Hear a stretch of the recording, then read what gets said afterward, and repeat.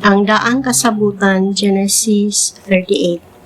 Netong higayuna mibiya si Juda sa iyang mga igsuon ug mitipon pagpuyo kang Hira nga taga Adulam.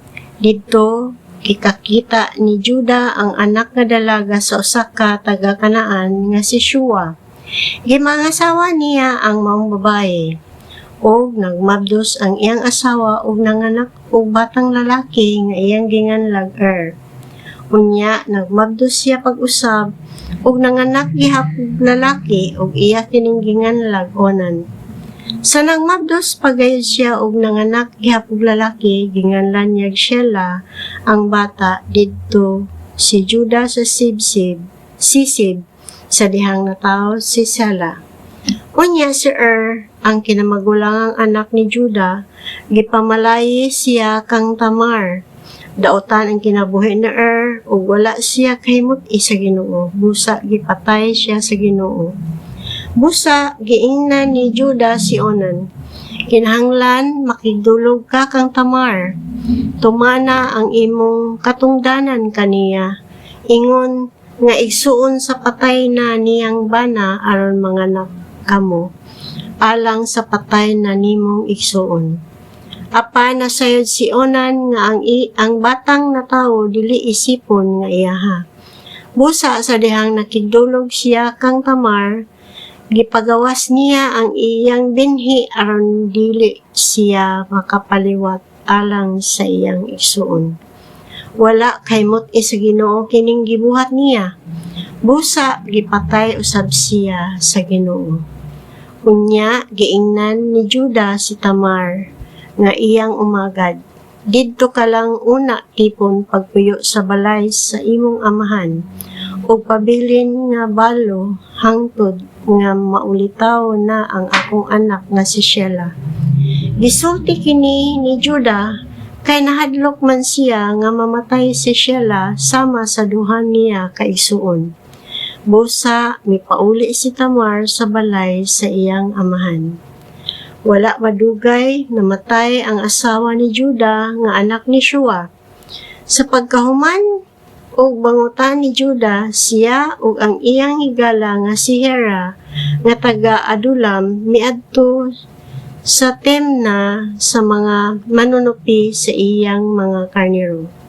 May nakasugilon kang Tamar nga ang iyang ugangan nga si Juda moadto sa Timna aron pagpanupi sa iyang mga karnero.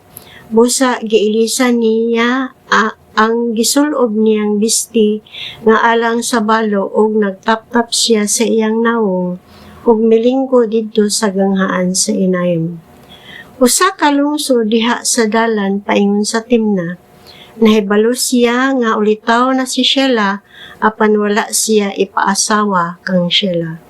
Sa pagkakita ni Juda kang Tamar, gipakaingon niya nga usa siya kadaotang babae nga nagbaligya sa iyang dungog kay gitaptapan man ni Tamar ang iyang nawong. Giduol siya ni Juda didto sa daplin sa dalan ug giingnan, "Gusto akong makigdulog kanimo." Wala masayod si Juda nga ang maong babae maoday ang iyang umagad nga si Tamar. Si Tamar mitubag, "Unsa may imong ibad kanako?" Si Juda mitubag, "Padad-an ko ikaw og nating kanding gikan sa akong kahayupan."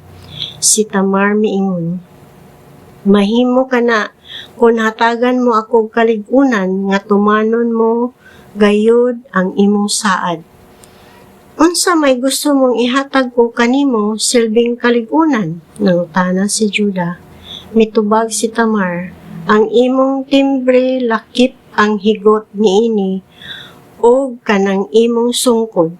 Busa gihatag kini ni Juda kang Tamar ug nakighilawas siya kang Tamar ug nagmabdos si Tamar.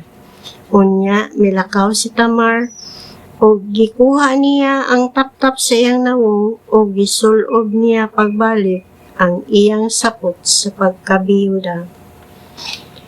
Gisugo ni Juda ang iyang mga higala nga taga-Adulam sa pagdala sa kanilang ngadto kang Tamar o sa pagkuha sa mga butang nga gihatag ni Juda kaniya silbing kaligunan apan wala na niya hikaplagi didto si Tamar.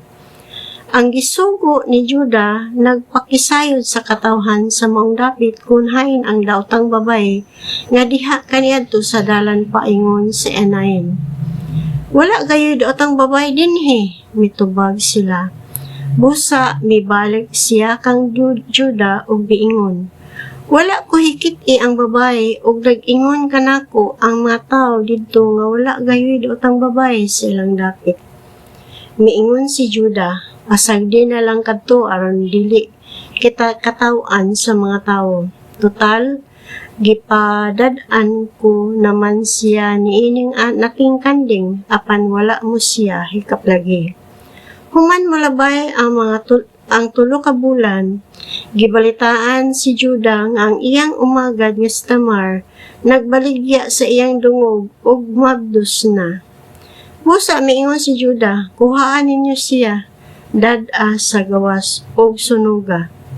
Apan sa dihang gidala na si Tamar aron sunugon, nagpadala siya pahibalo ngadto sa iyang ugangan.